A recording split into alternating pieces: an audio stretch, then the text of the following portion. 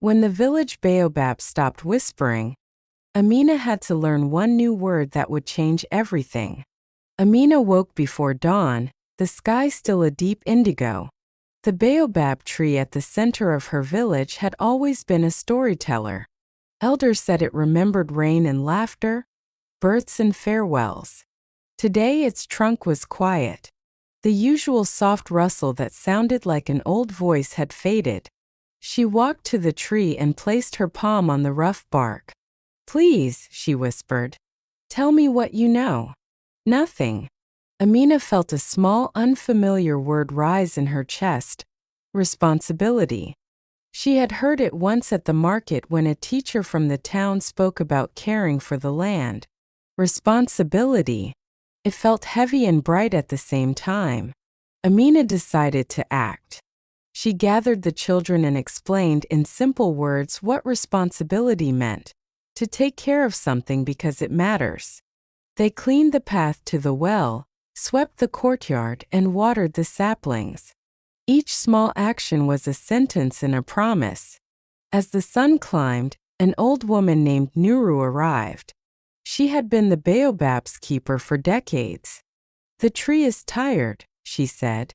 "It needs a promise, not just chores." Amina asked what kind of promise. Nuru smiled and taught them a new phrase: stewardship. "Stewardship is responsibility that lasts," she said. "It is caring for what you inherit and what you will pass on." The children repeated the word slowly. Stewardship. They learned synonyms: care, duty, guardianship, and practiced using them in sentences. Amina promised to teach younger children. The group made a small sign and placed it at the baobab's roots. "This tree is under our stewardship." That evening, a breeze moved through the branches.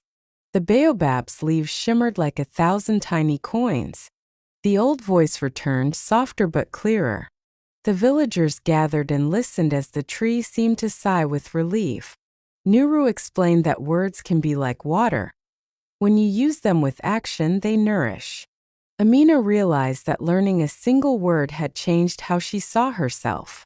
Responsibility and stewardship were not just vocabulary. They were choices. The baobab would stand for generations, and now the village had a promise written in small, steady acts. A single word can be a seed. Plant it with action, and watch a forest of promises grow. If you enjoyed this story, subscribe for weekly English lessons through African stories, like the video, and tell us in the comments which word you'll practice today. Thank you for listening, and we will see you in the next English lesson.